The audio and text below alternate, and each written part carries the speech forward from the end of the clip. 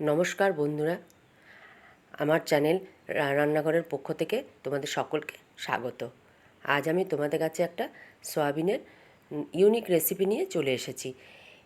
খুব কম সময়ে আর অপূর্ব খেতে এই সয়াবিনের রেসিপিটি। কিভাবে আমি এই রেসিপিটা করেছি তোমরা দেখতে থাকো। আর যারা এখনও আমার চ্যানেলকে সাবস্ক্রাইব করনি, প্লিজ তারা খুব তাড়াতাড়ি সাবস্ক্রাইব করে আমার পাশে থেকো। দেখো, আমি এক বাটি মতন সয়াবিন নিয়ে নিয়েছি, একটু বড় সাইজের সয়াবিন নিয়েছি। এবার আমি সয়াবিনগুলো ভালো করে ফুটিয়ে নিয়ে 5 মিনিট ভিজিয়ে রাখবো। দেখো, তার জন্য বাটিতে জল গরম করে সয়াবিন দিয়ে হাফ চামচ নুন দিয়ে দিয়েছি। এবার ভালো করে ফুটিয়ে নিচ্ছি। দেখো, আমার ফুটে গেছে সয়াবিন। এবার আমি গ্যাসটা নিভিয়ে 5 মিনিট আমি রেখে দেবো।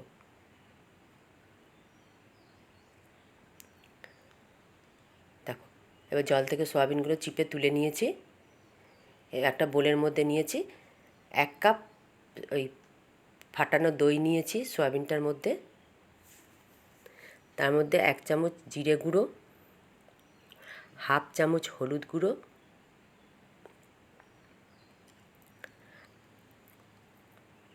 হাফ চামচ লঙ্কার গুঁড়ো, পরিমাণ মতো নুন,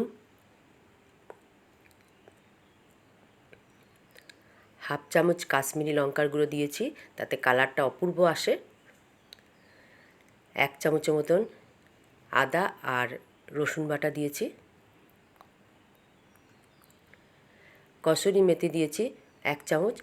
এই রান্নাতে কসুরি মেথিটা মাস্ট, এটা না দিলে স্বাদই আসবে না।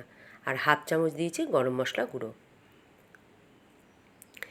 আর রান্নাটা করতে লাগছে আমার একটা পেঁয়াজটাকে আমি খুব ভালো করে কুচিয়ে নিয়েছি। আর 3-4 টুকরো আলু দিয়েছি, কাঁচা লঙ্কা কুচি আর তেজপাতা। দেখো, আমি সয়াবিনটা মশলাগুলোর সাথে ম্যারিনেট করে 10 মিনিট রেখে দেবো।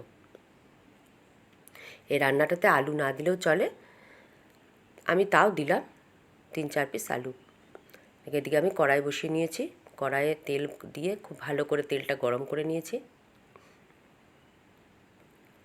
তেল গরম হয়ে গেলে কুচিয়ে রাখা পেঁয়াজগুলো দিয়ে দিয়েছি।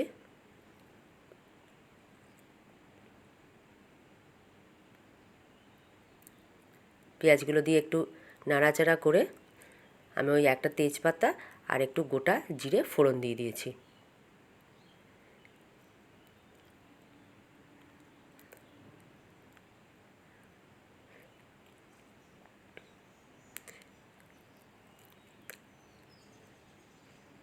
একটু জিরে দিয়ে দিলাম ফোড়নে।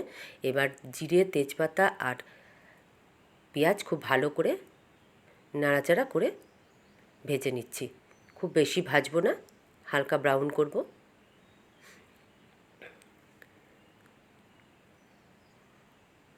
ভিডিওটা দেখতে দেখতে একটা লাইক করে দাও আর কমেন্ট করে বলবে রান্নাটা আমার কেমন হয়েছে। যারা এখনও সাবস্ক্রাইব করনি, প্লিজ তারা তাড়াতাড়ি সাবস্ক্রাইব করে আমার পাশে থেকো।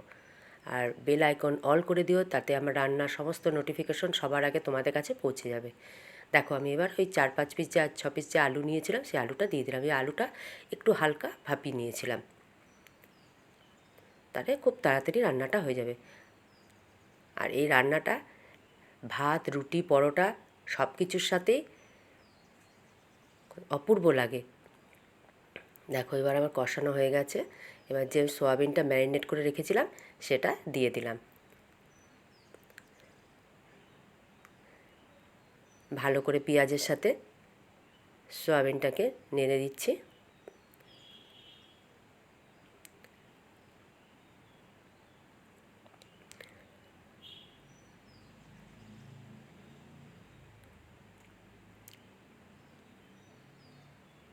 খুব কম সময়ের মধ্যে সয়াবিনের এই রেসিপিটি একবার তোমরা করে দেখো বন্ধুরা, খেতেও অপূর্ব লাগবে আর রান্নাটাও খুব কম সময়ে তোমরা করতে পারবে। আমার যে বাটিতে মশলা লেগেছিল সেটা ধুয়ে একটু আমি জল দিয়ে দিলাম। আবারও খুব ভালো করে আমি কষিয়ে নিচ্ছি।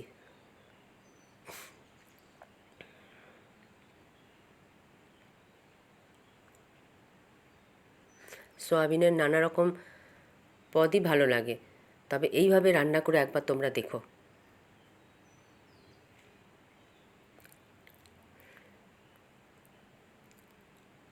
গ্যাসের সিমটা কমিয়ে দিয়ে আমি সয়াবিনগুলো খুব ভালো করে কষিয়ে নিচ্ছি। মাঝে আমি একবার ঢেকে দিয়েছিলাম 5 মিনিটের জন্য, ঢাকা খুলে আবারও নেড়ে নিচ্ছি।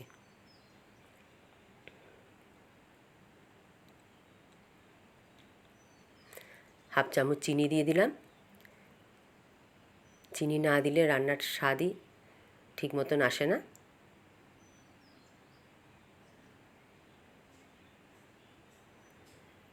দেখো আমার পুরোপুরি সয়াবিন, আলু, পেঁয়াজ সব কষানো হয়ে গেছে।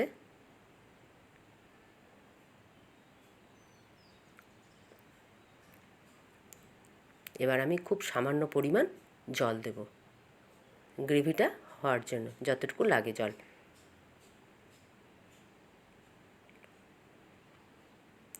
জল দিয়ে দিয়েছি, জল দিয়ে আরেকবার ঢাকা দিয়ে আমি ফুটতে দিয়ে দিয়েছিলাম।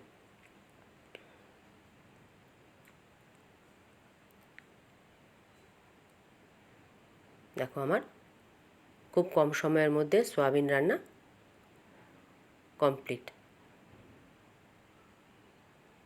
আমি আবারও বলছি, তোমরা এইভাবে একবার সয়াবিন রান্না করে দেখো, তোমাদের খুবই ভালো লাগবে। আর নামাবার আগে আমি যে কাঁচা লঙ্কাটা কুচিয়ে রেখেছিলাম সেটা দিয়ে দিলাম। অপূর্ব সুন্দর গন্ধ বেরোয়, আর কালারটাও দুর্দান্ত হয়। তোমরা দেখো একবার কালারটা, রান্নার কালারটা অপূর্ব এসছে।